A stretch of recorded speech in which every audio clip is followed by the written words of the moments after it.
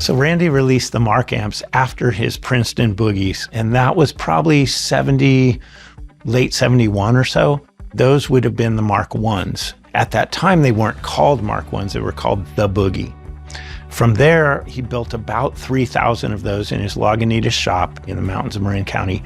And then in I believe it was 80, he made the Mark II, and that was the world's first channel switching amp. It was a single channel, but dual mode amplifier. So then it went from that amplifier, which we now refer to as the Mark IIA, then it went to the Mark IIB, which solved a couple little issues with the switching and actually put in an effects loop.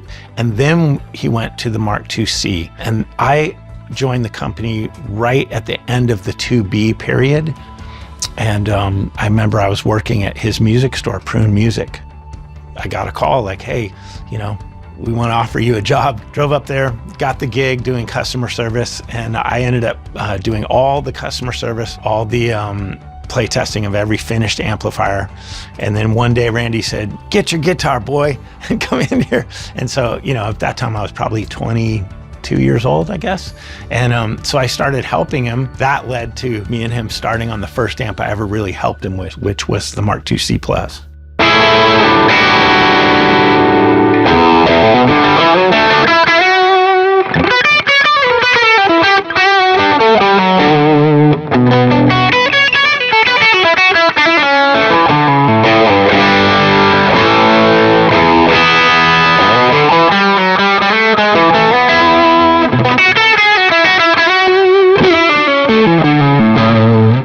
Grab a chassis, looking at things like the front panels. I got to call our old pals at Esh Metal and find out, you know, give them the artwork. Can you guys do this? Yeah, okay. There's one thing checked off the list.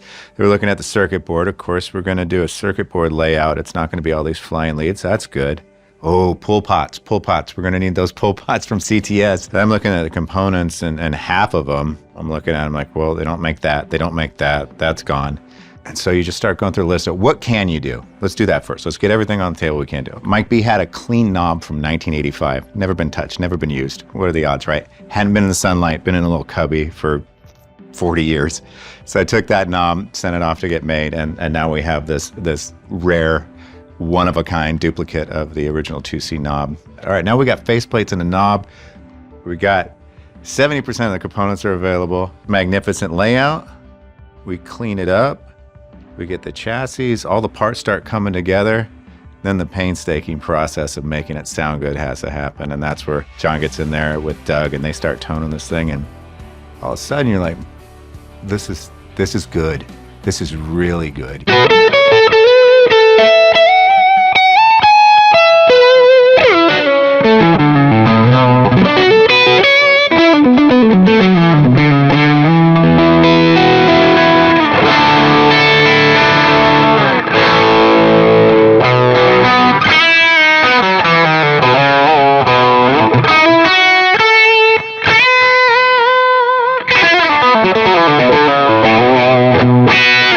So with the Mark IIC Plus, we're back to the original layout that Randy introduced in the Mark IIs back in the 1980s. It's a single channel dual mode amplifier, meaning that you have two modes of operation, but one single row of controls. So the controls from left to right are volume 1, treble, bass, mid, and master 1. That constitutes basically a traditional gain clean channel.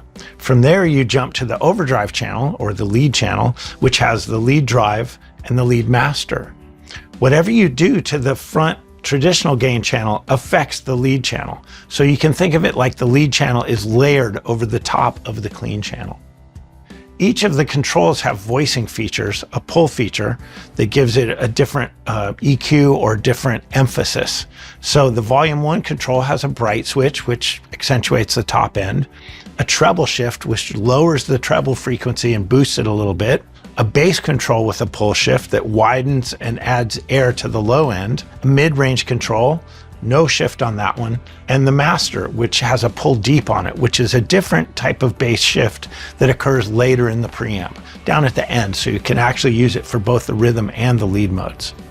From there, we have the lead drive control, which simply acts like the foot switch when you pull it, and the lead master, which has a lead bright on it, which again accentuates the top end and adds a little upper harmonic kind of shred and attack to it.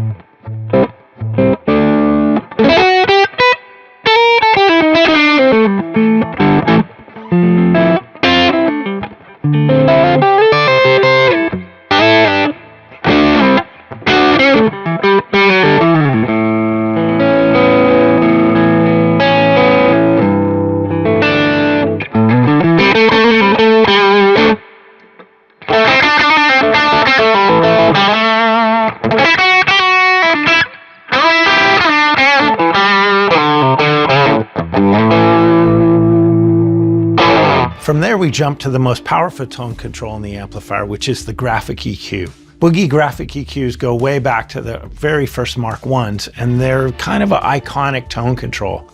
On the Mark IIC Plus, it's a really important part of the signal path because you're able to scoop the mids, boost the lows and highs, and get those really heavy rock sounds. First, you have the 80 Hertz.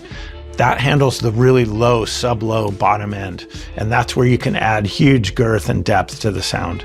The 240 is a little bit less powerful, but it's nonetheless an important bridge between the low frequencies and the mid-range.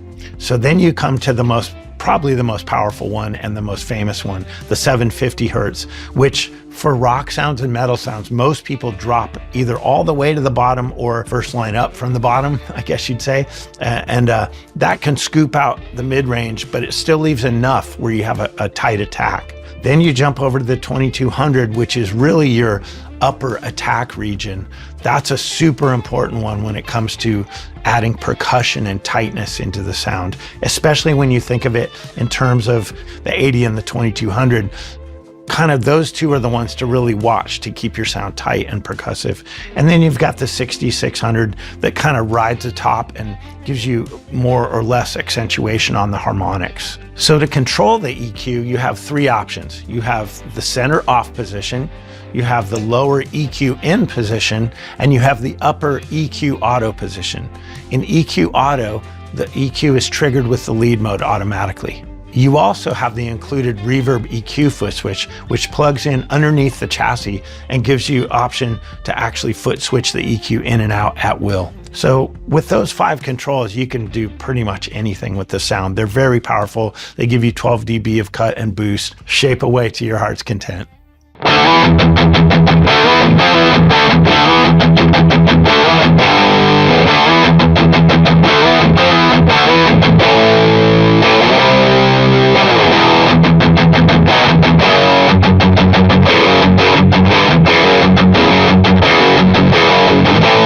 Going back and recreating these circuits, this is like the first channel switching amp, so it's got to be a channel switching amp, and it's got to sound like the old one. You know, we're going back to 1985, 1984, here I'm in 2024, painstakingly gone through every part of the circuit.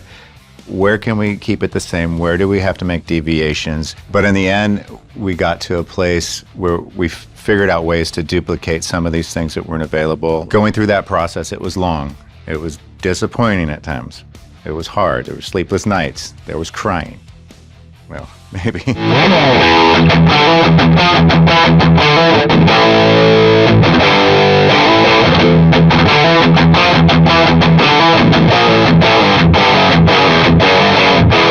So as we started shipping C pluses to C minus owners, the feedback was incredible. And we started getting this kind of buzz happening. And before you know it, some session players from LA, I don't really need to name names, but all the heavies started calling and asking for this amp. I don't know where they had heard about it, probably because we were dealing with Lab Sound in Los Angeles at that time. And also Andy Brower Instrument Rentals at that time had a couple 2C pluses that they were renting out. And before you know it, we had people ordering 3 at a time, and they started doing the dry, wet rigs where it would have this simulclass 2C in the center dry and 2 other simulclass 2Cs, or even the 300 series, the 180 watt ones, running the effects sounds.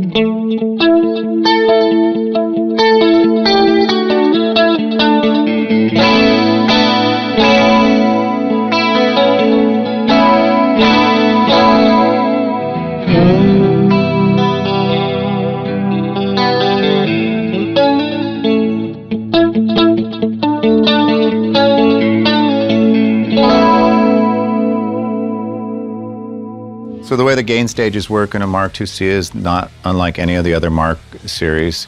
You have your input stage, then your gain stage, followed by your preamp controls, and then into a second cascading gain stage. That's how you get your smooth lead singing gain stage, but you also have the ability to have that at a lower volume.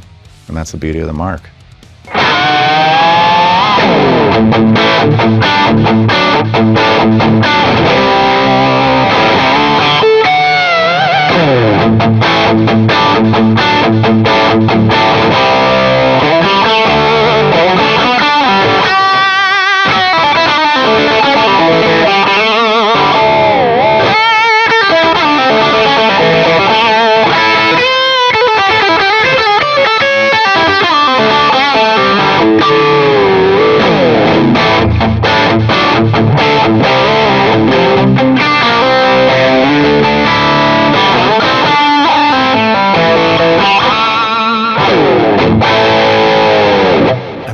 The guys from Metallica coming up to the shop one time, and Kirk and James, and they had been using Marshall stuff, and they were like, oh, we've heard this new sound, we got to get heavier, and so they came up and they left with a couple Mark IIC pluses, and the rest is history.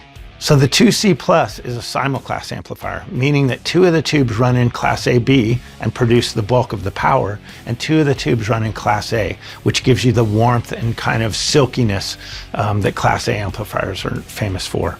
It uses 4 6L6s, which is pretty much the standard of all 100-watt amplifiers. And from there, you can switch it from 75-watt simulclass, where both types of operation are running simultaneously, or if you can flip it down to 25 watts, just Class A.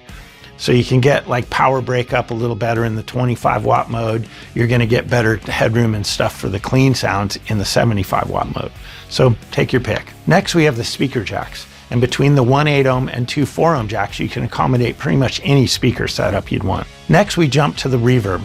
It's an ambient effect. It's analog spring reverb, all tube. You can turn it up and down to your desired mix and fill out the sound, give it some ambience in a dry room.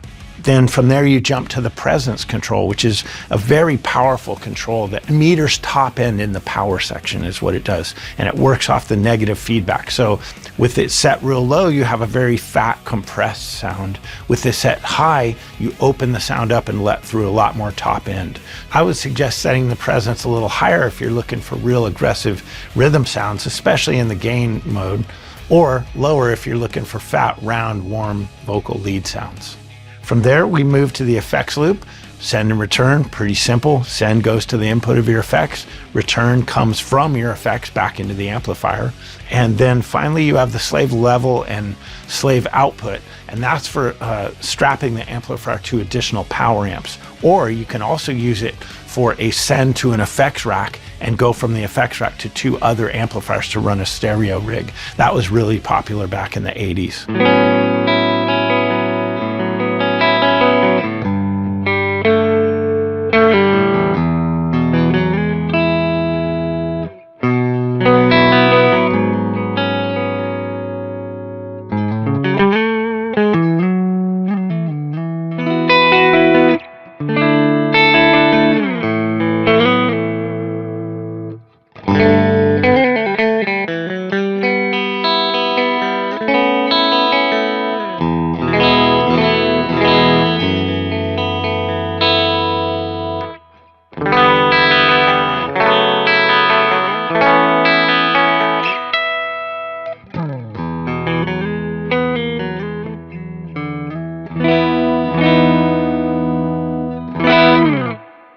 finally, a little touch of the old days.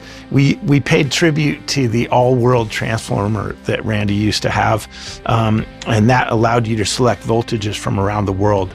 Well, the modern compliance stuff doesn't allow us to do that, but we love the look of that old red plate, so we gave you a little red sticker there just to kind of pay tribute to the all-world transformer. And one more cool tidbit, we even went back to our original methods and materials on the transformers, both of them, power and output, just to ensure the same 2C tone comes burning through. So the 2C Plus comes in two formats, the 19-inch head and the 19-inch original Boogie size 112 combo. And like the original 2C Pluses, the combos ship with the UK-made Celestion C90. This is our proprietary speaker we've been using ever since the 2C Pluses. It's one of our favorites of all time, and it has a really nice scoop in the mids, great bottom end for 112 combos, and a nice top end edge as well. It ships with the slipcover and 2 foot switches, the main channel switch and the EQ reverb switch.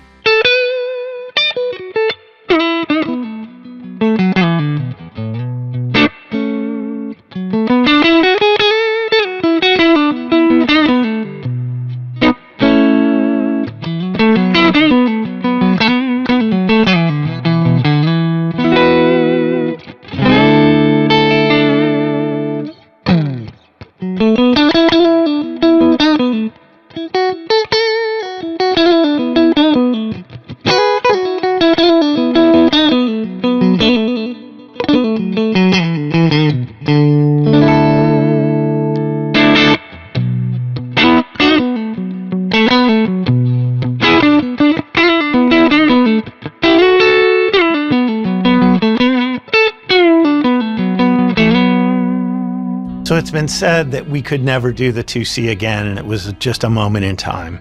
I was the guy there doing it with Randy 40 years ago. I tested every 2C that ever left the building, and I gotta tell you, this one is epic. It really does sound like the 2C Plus. So I just encourage you to go try it and, see for yourself. That's the best thing you can do, is just go hear it and feel it for yourself. Doug's obviously the guy. If you can get Doug to say, yeah, we got our foot in the door. Getting into it at first, I was just skeptical and hesitant. When we round the corner, I look at these things, we did it, man.